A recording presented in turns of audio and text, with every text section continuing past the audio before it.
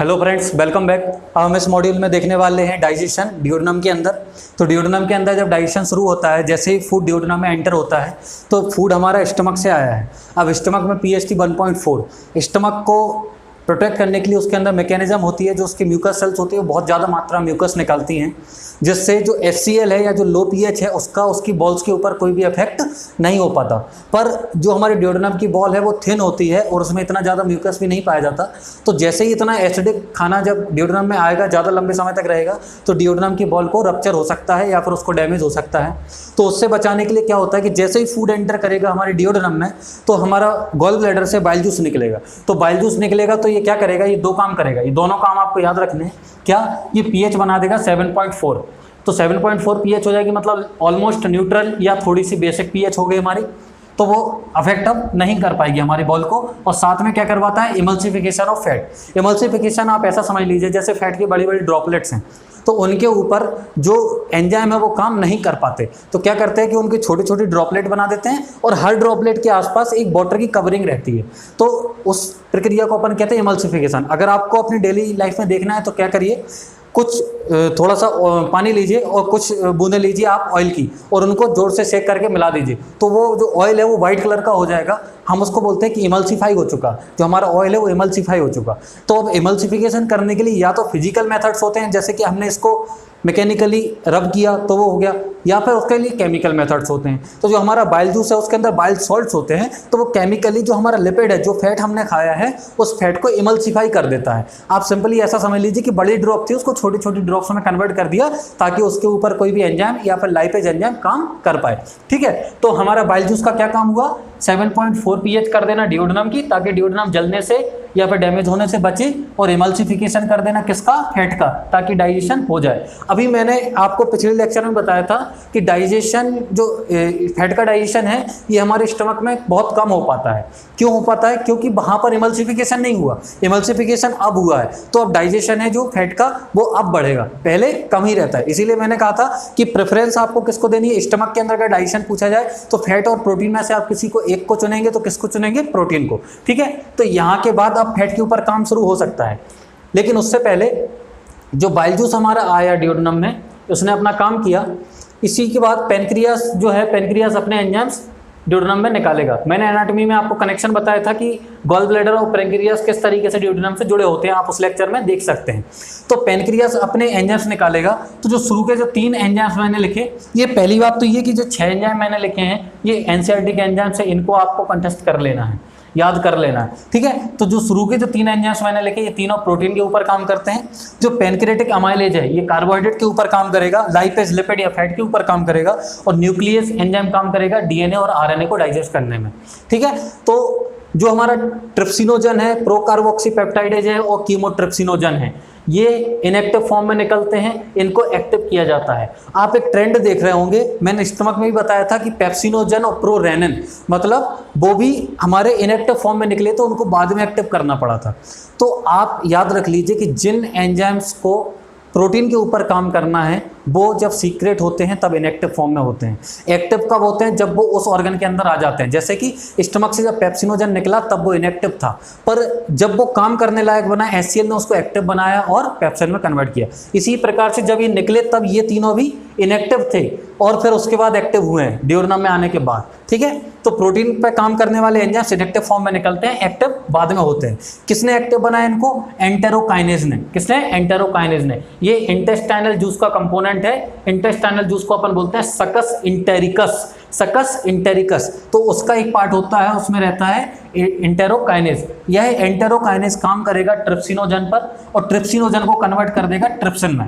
अब एक बार जब ट्रिप्सिन बन गया फिर वो प्रोकार्बोक्सीपेप्टाइडेज और कीमोट्रिप्सिनोजन को एक्टिव करेगा और इसको कन्वर्ट कर देगा कार्बोक्सीपेप्टाइडेज और कीमोट्रिप्सिन में। और जो हमारे पेनक्रियाटिक एमाइलेज, लाइपेज और न्यूक्लियस हैं, ये तीनों हमारे एक्टिव स्टेट में निकलते हैं। अब ये काम कैसे करेंगे, किस फूड कंपोनेंट के ऊपर काम करेंगे और किसको डाइजेस्ट करेंगे, वो हम अब देखते हैं।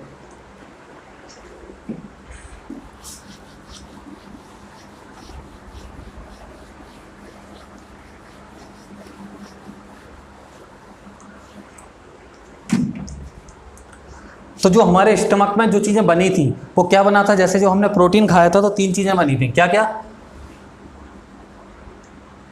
प्रोटीएज, डाइपेप्टाइड्स, पेप्टोन्स, ये 3 चीजें प्रोटीन से बनी थी। तो क्या पूरा प्रोटीन जितना आया था हमारे खाने के थ्रू क्या पूरा डाइजेस्ट होकर के इन तीनों में कन्वर्ट हो गया था? नहीं, कुछ प्रोटीन भी बचा होगा, तो साथ में वो प्रोटीन भी। इन सभी चीजों के ऊपर वो तीनों एंजाइम कौन कौन से? ट्रिप्सिन, कीमोट्रिप्सिन और कार्बोक्सी पेप्टाइडेज, ये तीनों काम करेंगे और इसको कन्वर्ट कर दिया जाएगा अमीनो एसिड में। किस में कन्वर्ट कर दिया जाएगा? अमीनो एसिड में। ठीक है, तो ये पहला। दूसरा, हमारा जितना भी स्टार्च था, जो कार्बोहाइड्रेट था, कार्बोहाइड्रेट में कॉम्प्लेक्स कार्बोहाइड्रेट की अगर हम बात करें तो स्टार्च हम लोग खाते हैं। तो स्टार्च कुछ तो हमारे बक्कल कैविटी में डाइजेस्ट हुआ था, पर पूरा नहीं, कुछ मात्रा में, और जो अधिकतर होता है वो यही होता है। तो स्टार्च के ऊपर काम करेगा पैनक्रिएटिक अमाइलेज। वहाँ पर था सलाइवरी अमाइलेज, यहाँ है पैनक्रिएटिक अमाइलेज। तो इसको कन्वर्ट कर दिया जाएगा माल्टोज में। अब पूरा का पूरा स्टार्च किस में कन्वर्ट हो चुका? माल्टोज में। उसके बाद बारी आती है लिपिड की, लिपिड या फिर फैट, इसके ऊपर काम करेगा लाइपेज। तो यहाँ इसका जितना भी लिपिड आपने खाया होगा पूरा का पूरा कन्वर्ट हो जाएगा डाइग्लिसराइड्स में और ट्राइग्लिसराइड्स में। ठीक, अब उसके बाद हमारे खाने में और क्या बचा? डीएनए बचा और आरएनए बचा। इसके ऊपर काम करेगा कौन? न्यूक्लियस। न्यूक्लियस ने काम किया तो इसको कन्वर्ट कर दिया न्यूक्लियोटाइड में और न्यूक्लियोसाइड में। अब ये हमारा डाइजेशन है डिओडेनम के अंदर। तो डिओडेनम के अंदर जो प्रोटीन प्रोडक्ट आए थे स्टमक से बन करके, और साथ में जो भी प्रोटीन बचा था उसके ऊपर इन 3 एंजाइम्स ने काम किया और कन्वर्ट कर दिया उसको अमीनो एसिड्स में। अमीनो एसिड में कन्वर्ट हुए। तो आप एक बात बताइए कि जो अमीनो एसिड है उससे और फर्दर डाइजेशन पॉसिबल है क्या? नहीं है। प्रोटीन का सबसे छोटा यूनिट है amino acid. Protein amino acid तक कन्वर्ट हो गया, अमीनो एसिड एब्जॉर्ब हो सकता है, तो इससे आगे डाइजेशन की जरूरत नहीं है, ना हो सकता है। ठीक है, तो आपको एक क्वेश्चन मैंने बक्कल कैविटी में बताया था कि सबसे पहले डाइजेशन शुरू किसका होता है? कार्बोहाइड्रेट का।